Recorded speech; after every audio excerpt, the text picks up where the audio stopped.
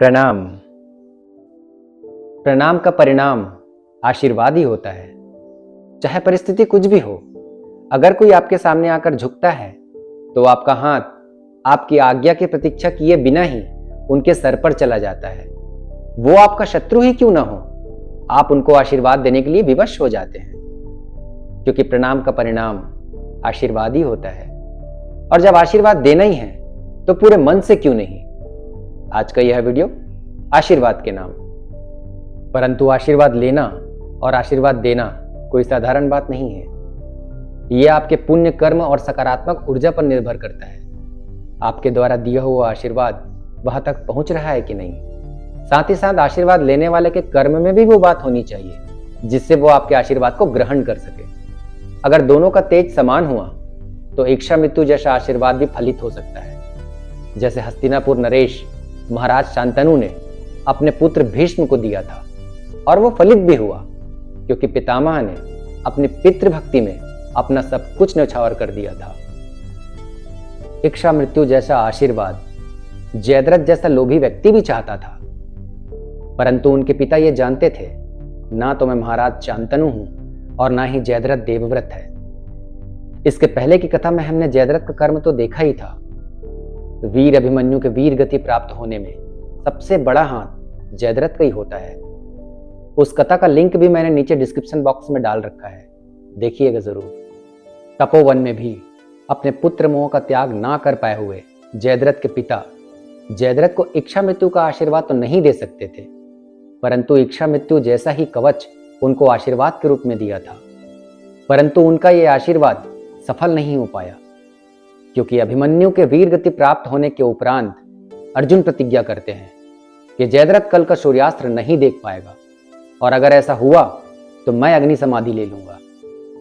और अर्जुन के साथ तो स्वयं द्वारिकाधीश थे, इसलिए जयद्रथ का वध निश्चित था।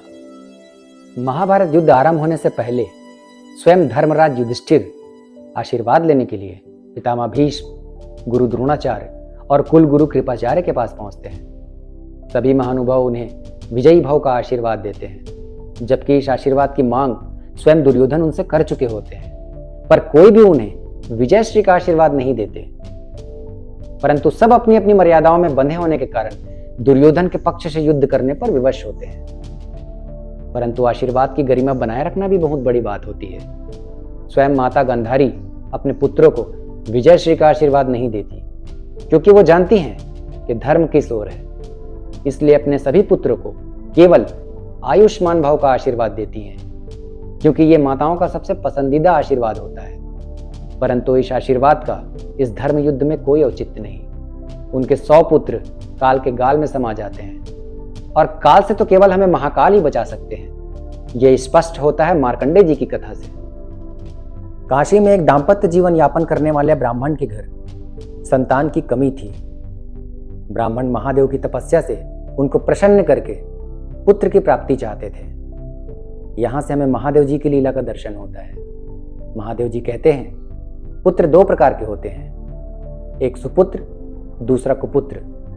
कुपुत्र की आयु लंबी होगी पर जीवन भर दुख देगा।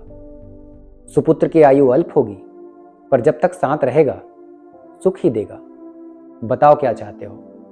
ब्राह्मण बोले, सुपुत्र ही दे दो प्रभु। महादेव जी कहते हैं तथास्तु। कुछ समय पश्चात ब्राह्मण के घर पुत्र का जन्म होता है। ब्राह्मण खुश भी होते हैं और दुखी भी।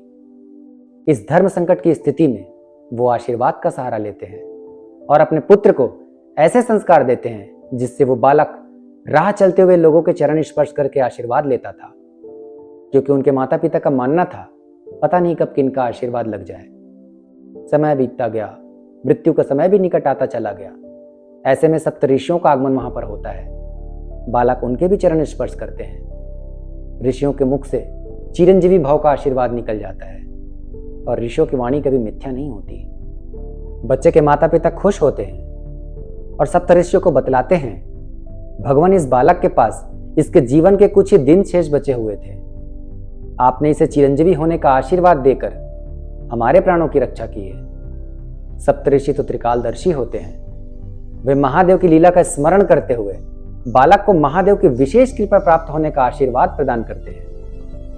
सप्तऋषियों की अनुकंपा और अपने पूर्वजों के आशीर्वाद से बालक महादेव की पूजा में लीन हो जाता है।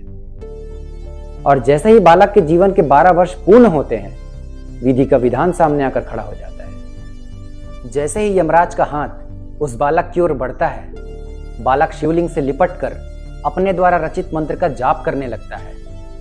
देवों के देव महादेव प्रकट होते हैं। काल भी डर जाता है क्योंकि सामने महाकाल खड़े होते हैं और यमराज को खाली हाथ लौटना पड़ता है। भावेयु मेटि सकहि त्रिपुरारी। भविष्य को बदलना या मिटाना केवल महादेव के वश में है। इस प्रकार हम जो 7 चिरंजीवी महापुरुषों से परिचित हैं, जैसे हनुमान जी, विभीषण जी, परशुराम जी, महर्षि वेद व्यास जी, अश्वत्थामा, कृपाचार्य और राजा बलि, वहीं महादेव के आशीर्वाद से उनके सबसे प्रिय भक्त भृगु ऋषि के पौत्र, मृकंडू ऋषि के पुत्र, महामृत्युंजय के रचयिता मार्कंडे जी का नाम 8वें चिरंजीवी के रूप में जुड़ जाता है। हर हर महादेव।